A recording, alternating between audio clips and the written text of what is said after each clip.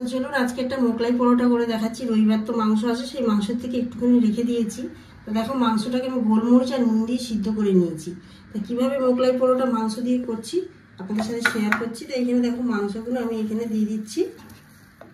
পেঁয়াজ আধখানা আমি রেখে দিচ্ছি আর একটা টুকরো করে দিয়ে দিচ্ছি মাংসের সাথে। রসুন দিয়ে দিলাম, একটা বড় রসুন।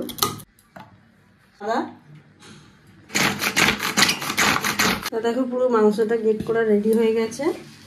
এখানে গ্যাসটা ধরিয়ে দিলাম, সাদা তেল দিচ্ছি। তেলটা গরম হয়ে গেছে, দেখো মাংসটা আমি এখানে দিয়ে দিলাম।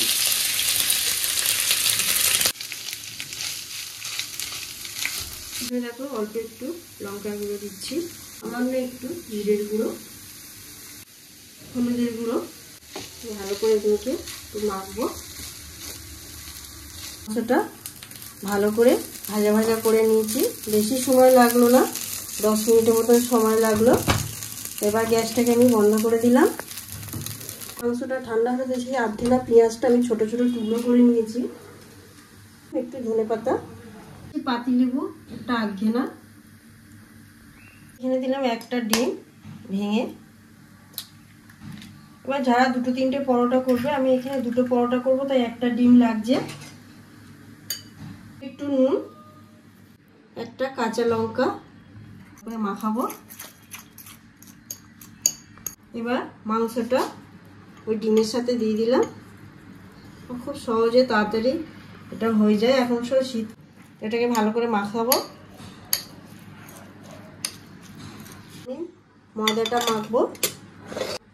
এখানে সামান্য একটু নুন দিচ্ছি ময়দাটা মাখার জন্য, আদা তেল দিচ্ছি, অল্প একটু চিনি, ময়দা আমি নিয়ে নিয়েছি, নিয়ে মাখবো। তো প্রথম ভালো করে তেল নুনটার সাথে চিনির সাথে ভালো করে মাখিয়ে নেব। ময়দাটা এইভাবে মাখা হয়ে গেছে। এবার অল্প অল্প জল দিয়ে ময়দাটাকে মেখে নেব। অল্প অল্প করে জল দিয়ে জিনিসটাকে মেখে নেব। তো ময়দাটা দেখো মাখা হয়ে গেছে। তা 5 মিনিটের জন্য আমি রেস্টে রেখে দিচ্ছি। দেখো 5 মিনিট পরে চলে এসেছি। কত সুন্দর নরম হয়েছে জিনিসটা। সাইজ করে নিয়েছি, এরকম একটু বড় বড় করব। তো এখানে আমি একটু অল্প ময়দা ছড়িয়ে দিচ্ছি।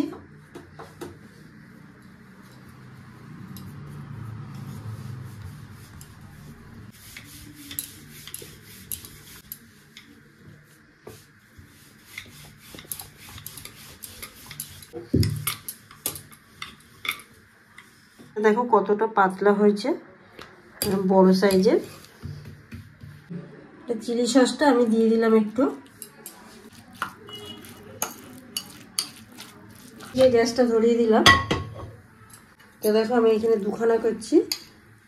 এবার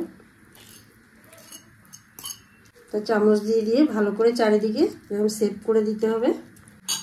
তো পুরো গোল করে দেওয়া হয়েছে। এবার আমি দেখো ফুটাচ্ছি।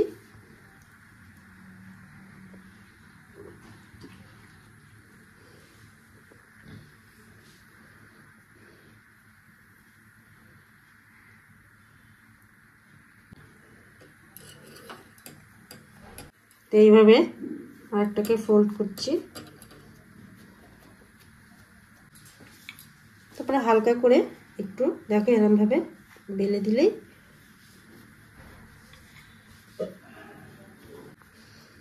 হাত দিয়ে তারপরে আস্তে আস্তে এভাবে করলে। এবার দেখো হালকা ভাজা হয়ে গেছে। এবার সাইড দিয়ে দিয়ে আমি তেল দিয়ে দেবো।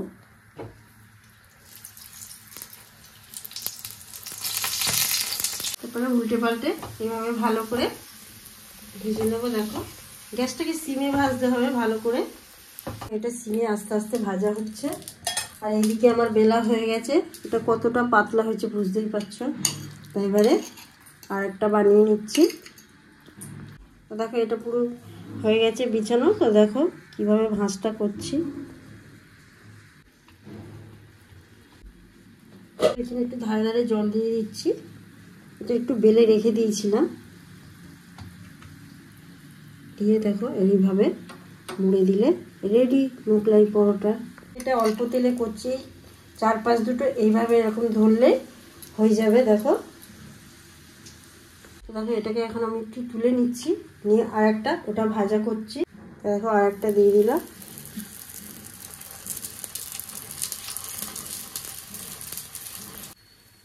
দেখো আস্তে আস্তে সিমে ভাজছি, ওটাও হয়ে গেছে। তার উপরে দিয়ে দিচ্ছি, দিয়ে গরম হবে। এবার আমি এগুলো সব লাভিয়ে নিচ্ছি।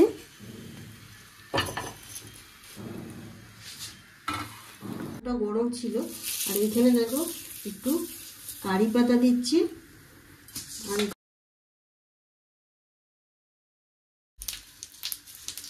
তরকারিটা খাওয়ার জন্য আমি এখানে আলু একটা সিদ্ধ করে নিয়েছিলাম, 2-3টে আলু নিয়ে আলুটা দিয়ে দিচ্ছি। দেখো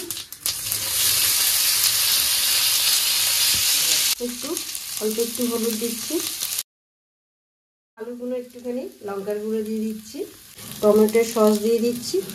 হয়ে গেল মোগলাই পরোটার তরকারি।